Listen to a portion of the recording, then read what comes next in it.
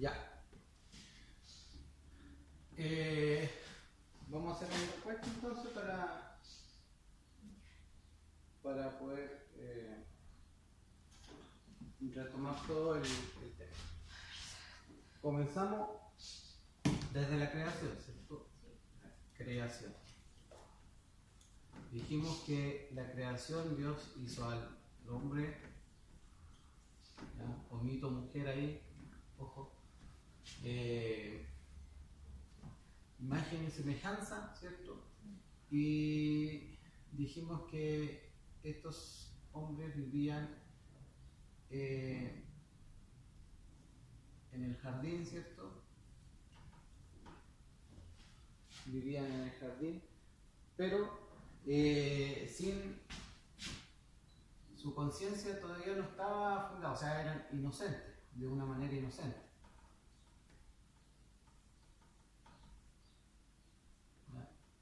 Estas personas vivían, al vivir de una manera inocente, la única información que tenían era lo que Dios les ordenó.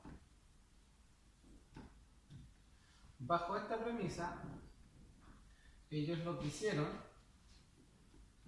obviamente bajo tentación, fueron llevados a desobediencia.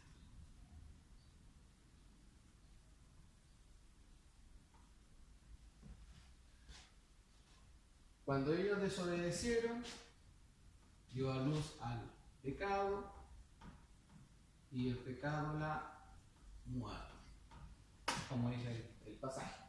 Entonces, cuando ellos pecaron, se formó lo que es la caída del hombre.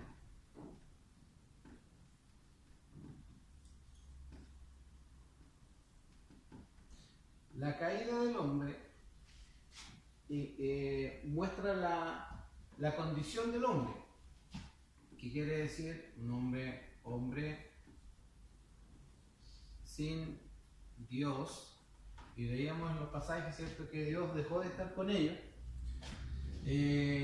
También veíamos que entró la muerte, y dentro de la muerte teníamos la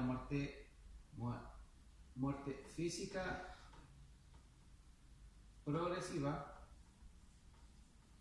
No murieron al tiro, pero sí progresivamente, y espiritual, una muerte espiritual. Y esto es como casi sinónimo de esto: hombre sin Dios, ¿sí? Separado de Dios.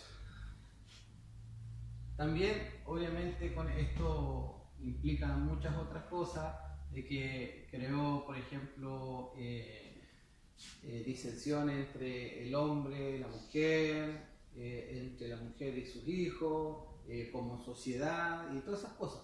Pero lo importante que a nosotros nos compete ahora es esto. A nosotros estar el hombre caído, decíamos que vive una vida sin Dios, vive una vida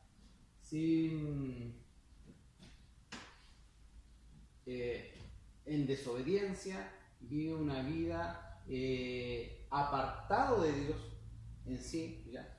Sin reconocer a Dios como tal, porque podríamos decir, Dios se separó de ellos, pero en sí el pecado apartó al hombre de Dios, ¿ya?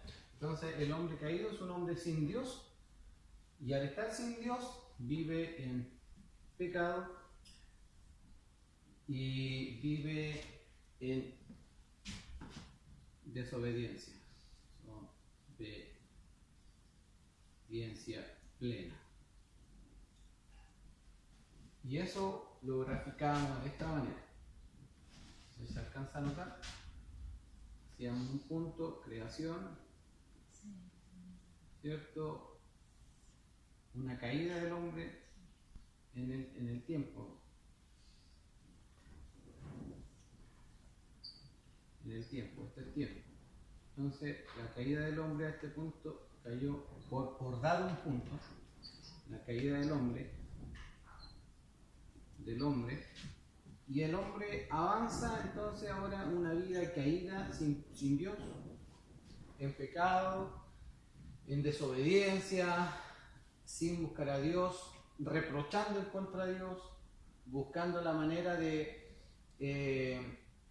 no obedecer a Dios, de siempre buscar una alternativa que reemplace a Dios. Siempre busca una alternativa que reemplace a Dios. Entonces, ese hombre camina aquí en el tiempo una vida de condenación. Esta es una vida de condenación. Llega al punto, ¿cierto?,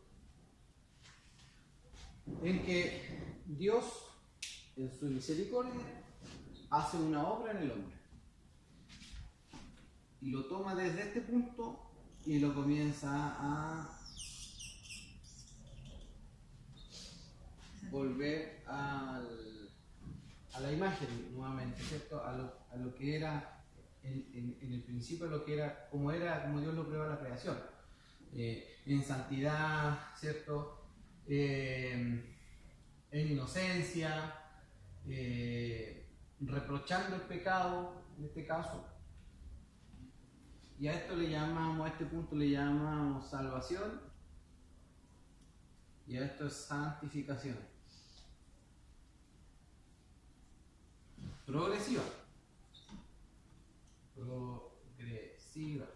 ¿Ya? Santificación progresiva. Ahora, en este punto nosotros nos enclavamos en lo que es la salvación. Vimos la depravación total del hombre, cómo Dios mira al hombre. Nosotros nos miramos como hombre y decimos, bueno, el mundo se mira y dice, no, si no somos tan malos.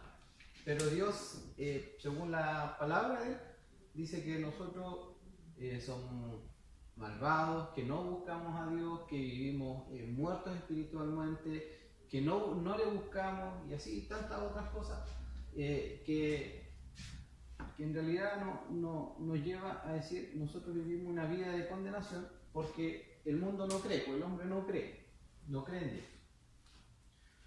Pero en este punto nos centramos en lo que es la salvación, y eso es lo que vamos a ver hoy. ¿Ya? Hay una diferencia. Vamos a borrar. Borramos, ¿cierto? Sí.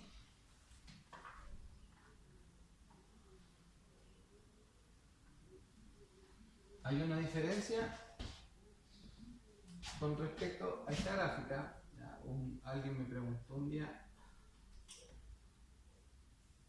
lo que hicimos, porque, por ejemplo, la Biblia dice, aquí lo vamos a hacer, el hombre creado, la caída, salvación, santificación.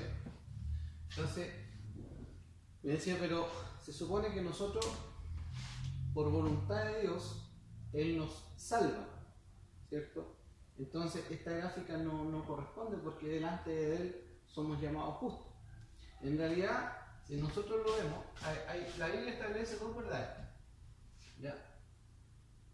Una es lo mismo, pero del momento de la salvación no hay una santificación completa donde Dios nos dé santos.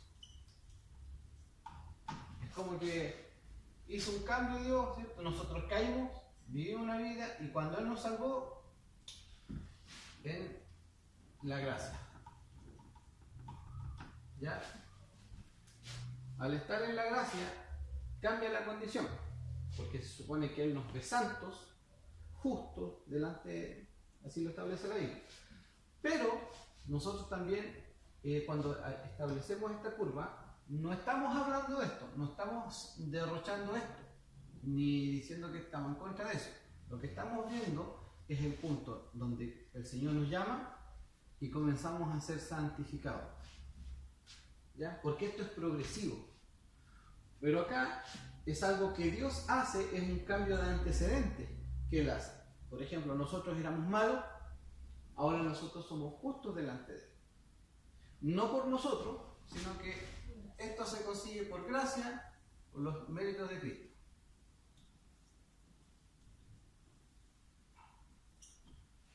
Entonces, hasta ahí nosotros tenemos que entender que la Biblia establece de que una vez que somos salvos comenzamos a ser santificados, ¿cierto? Que es la lucha y es la transformación del hombre hacia la imagen de Dios, ¿cierto? Hacia la imagen que es Cristo. Y acá es un cambio de antecedente en la cual nosotros éramos pecadores, ahora ya no somos pecadores. Libres de pecado. Somos libres de esa condenación. Pero solamente por los méritos de Cristo. No hay otra cosa, para que quede claro eso. ¿Ya? ¿Por? Sí.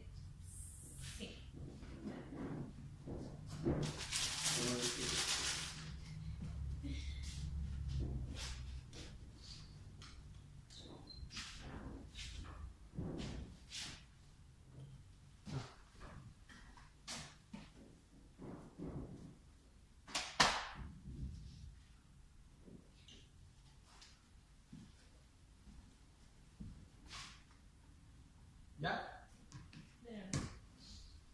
Entonces,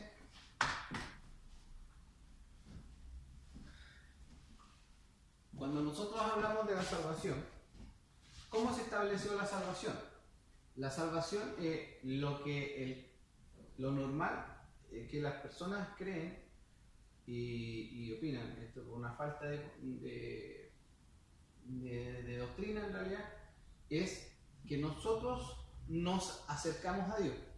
¿Ya? Pero en realidad la Biblia dice algo distinto, que Dios hace una obra.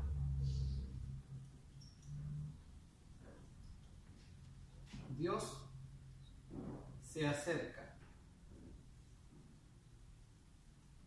Dios nos llama. Dios nos santifica. Dios santifica, purifica. Dios nos da vida eterna. ¿Ya? Y también resurrección, que eso lo después, pero más o menos lo que Dios hace a nosotros, al hombre, es hacer una obra en el hombre. ¿Y cuál es esa obra? Primero, según Ezequiel y los profetas, él dice que iba a ser una transformación del hombre en su interior, porque el problema del hombre no son las cosas externas, no es, por ejemplo, el que vaya a un lado o el que vaya a otro. El problema del hombre no es que coma algo o no coma algo. El problema del hombre no es el que beba algo o no beba algo. El problema del hombre es el mismo. Yo puedo estar, por ejemplo, en una fonda, en una fiesta, y verme plagado de tentaciones, pero a lo mejor estar haciendo esas cosas de libre conciencia, ¿cierto? Con libre conciencia, o con una sana conciencia, ¿ya? Disfrutando de mi familia, disfrutando de muchas otras cosas, ¿ya? Pero también puedo estar en mi casa, lleno y quizás de más tentaciones que las que estoy haciendo en otras veces. O sea, no es el problema, no es lo externo. Mucha gente piensa que el dinero es el malo.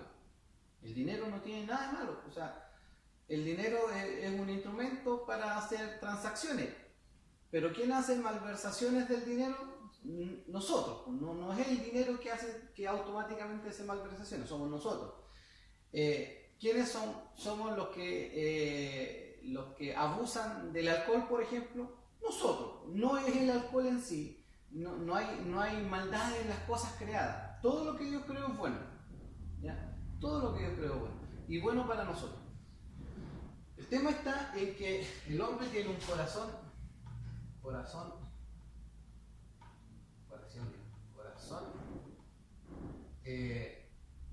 malo, pongámosle así, un corazón malo, un corazón pecador, un corazón que inclinado al mal siempre.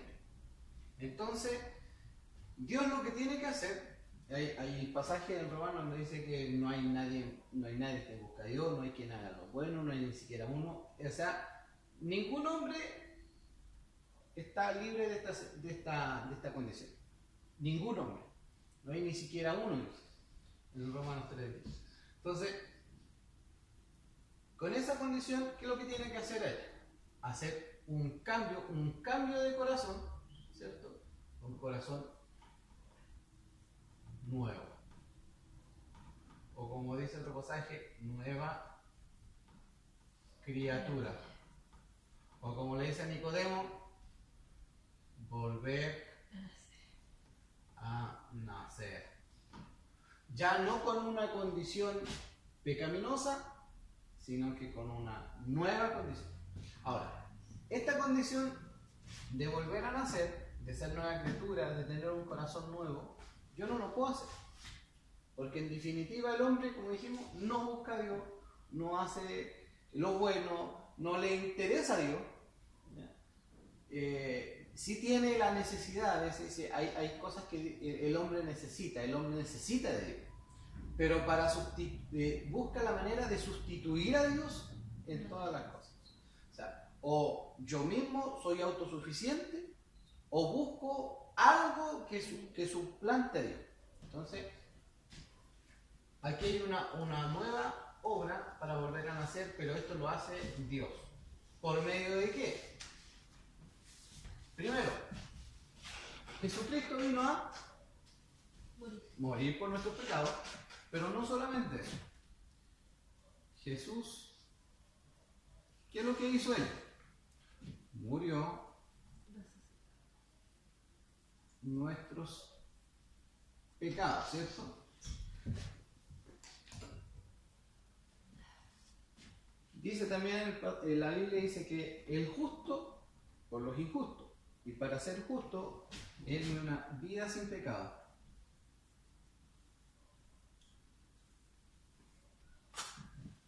A todo esto, aquí no estamos hablando de Jesús, aquí no hemos dicho nada de que él es parte de la Trinidad, ni nada de eso, no estamos entrando en ese tema.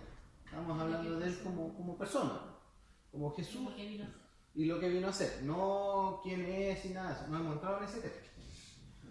¿Ya? Entonces él murió por nuestros pecados y una vida sin pecado. ¿Ya? ¿Por qué? Porque los holocaustos que se hacían antes, ¿qué pedían? Pedían un cordero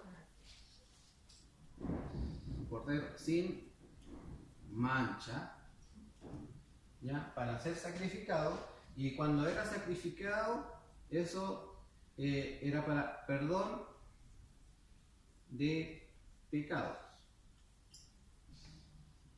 Entonces, esta misma obra que hacían los corderos inocentes, que no era una condición, tenía que ser siempre tenía que hacer.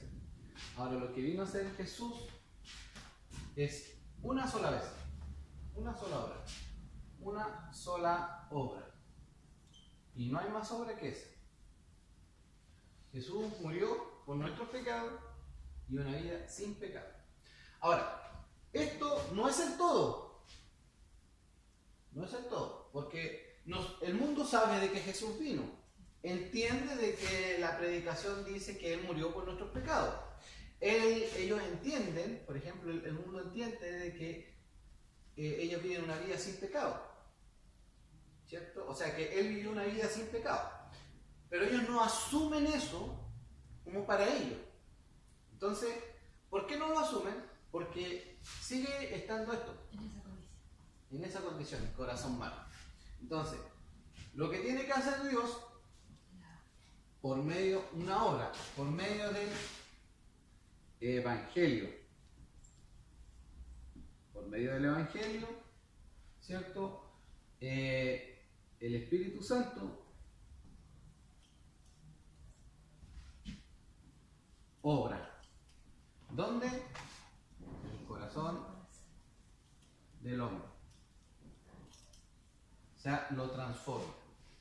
Cuando nosotros predicamos el Evangelio, ¿cuál es el Evangelio? Es esto. En muy resumido, es eso. Tiene hartas aristas, pero eso es el Evangelio. Es decir de que el hombre vivía en condenación, ¿cierto? Estaba sin Dios, pero que en una obra de Dios, ¿cierto? Envió a su Hijo a morir por nuestros pecados y una vida sin pecado. Entonces, ¿qué se necesita para eso? Que dice que nosotros debemos tener fe. Podríamos decir que es creer. Creer en esa obra. Ya. Ahora, nosotros tenemos fe, ¿cierto? Pero no por nosotros, sino que porque es algo que Dios da. Nosotros creemos, pero no porque nosotros podamos creer, sino que porque es una obra que Dios hace. Nosotros dice que debemos arrepentirnos.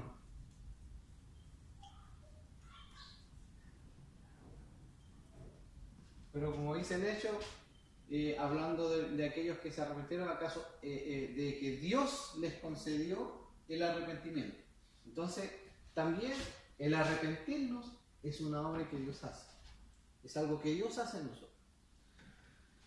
La fe, el creer, el arrepentirnos y todo eso es la obra del Espíritu Santo en el corazón del hombre. Cuando hace Dios esa obra, entra esto en nosotros y nosotros lo creemos, ¿cierto? Y Dios, ¿qué es lo que hace? Cambia nuestro estado, nuestros papeles. Por ejemplo, cuando una persona roba, ¿cierto? Judicialmente, esa persona es un ladrón, o si está condenado como ladrón, cometió un delito de ladrón. Y así van sumando sus prontuarios. Pero lo que Dios hace es borrar todos esos antecedentes, ¿ya? Los pone en Jesús, pongámoslo así, ¿ya? Y Él muere por nuestros pecados y Él pone su vida sin pecado en nosotros. O sea, nosotros, para Dios, nos ve sin pecado. Hijos de Dios. Somos hijos de Dios. Una vida sin pecado, como que si nunca hubiésemos pecado. Y aparte que había que pagar por nuestros pecados, pero el derramamiento de la sangre de Jesús, ¿cierto?, pagó por nuestros pecados. O sea, que ya no hay que pagar por nuestros pecados. O sea, nosotros no tenemos esa deuda delante de Dios porque Jesús la pagó. Eso es más o menos lo que Dios hace. ¿Ya? Más o menos. Aquí hay muchas aristas, pero es importante entender esto, lo que Dios hace. Porque cuando nosotros entendemos que es una obra de Dios, ¿qué nos lleva a entender bien la palabra de Dios? Cuando nosotros leemos la Biblia, nos acordamos de esto y tendemos a buscar una buena interpretación que se ajuste a lo que Dios hizo, no que dañe la enseñanza bíblica, ¿ya? Porque si uno puede decir, yo puedo buscar un verso y darle la interpretación que yo quiera, pero puedo dañar todo esto. Puedo dañar eso, puedo dañar esto, todo lo puedo dañar por darle una interpretación errónea. Entonces, la Biblia no se contradice, es una enseñanza bíblica que viene de Dios y Dios no se contradice, Él no miente y es la verdad. Entonces, toda la escritura que es inspirada por Dios habla de un solo tema, o habla varios temas, pero no se contradicen entre sí. ¿Ya? ¿Está escrito esto, cierto? Sí. ¿Ya? Entonces,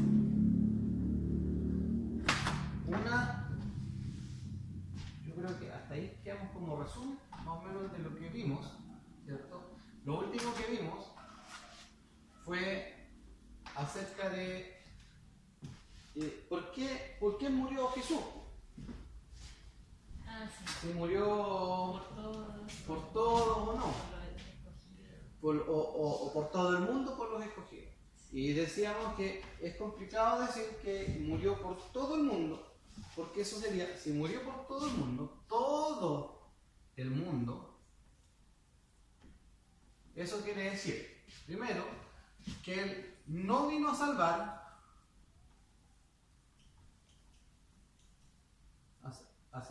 sino que más bien a dar una posibilidad de salvación. ¿Ya? Una posibilidad de salvación. O sea, yo vine a salvar, pero ustedes son los que tienen que alcanzar la salvación. ¿Ya? Y eso lo vamos a ver este punto aquí. Eso de que si nosotros podemos realmente alcanzar la salvación. Entonces, si murió por todo el mundo, su obra no es tan justa, ni es tan buena. Por ejemplo, los atributos de Dios, y sobre todo el de Todopoderoso, el que dice, porque la Biblia dice que Él vino a salvar, ¿ya? Entonces, primero Él sería un mentiroso, Dios pasaría a ser mentiroso, no es todopoderoso,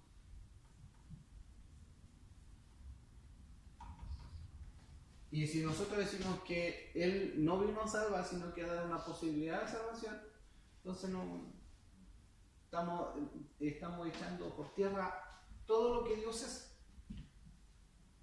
Todo lo que Dios es. Por ejemplo, Él no puede hacer lo malo, o sea, no nos puede mentir.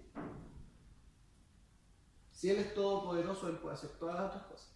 Por ejemplo, si es así, es como decir que Dios es un padre, es un hombre que está en el cielo, ¿cierto? Y esperando a ver quién acepta a Él, quién lo acepta. Entonces, eso rechaza también la enseñanza que vimos hace poco, de que es una obra de Dios en el hombre. ¿Ya? Entonces, esto no se puede aceptar de que murió por todo el mundo, porque vemos de que no todo el mundo acepta a Dios. ¿Ya? Entonces, si nosotros decimos que Él vino por lo suyo, ahí ya cambia la cosa. Porque si Él vino por los suyos, como dice la Escritura en Juan, dice que Él vino a salvar. Él vino a salvar. No a dar una posibilidad de salvación, sino que a salvar. Y entonces a los que salvó, o a los que predestinó, a estos los llamó, como dice en Romano, y a los que llamó, a estos los justificó, y a los que justificó, a estos glorificó. ¿Ya? Eso es el punto. Entonces, la enseñanza es, cuando nosotros hablamos, por ejemplo, hay pasajes que hablan del mundo, nosotros tenemos que ver bien el contexto en el cual están escritos, y bajo ese contexto darnos cuenta de que la palabra mundo tiene mucho significado. Por ejemplo, cuando usted le dice a una persona,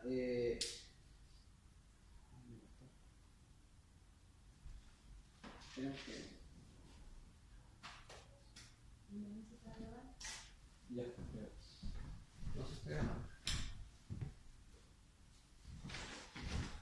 Hola, ¿cómo está? Bien, gracias a Dios. Bien, ahí estamos. Ahora sí. Ya. Entonces, cuando por ejemplo usted está en una fiesta y se encuentra el otro día con alguien, ¿cierto? Por ejemplo, le pregunta, oye, ¿cómo estuvo? Bien, vino todo el mundo. Eso que no quiere decir de que vino todo el mundo de toda la historia. No, pues no vino todo el mundo, sino que los que estaban invitados vinieron, pues es una expresión. Entonces, según el contexto, significa esto. ¿Ya? Entonces ahora vamos a ver algo que es muy importante.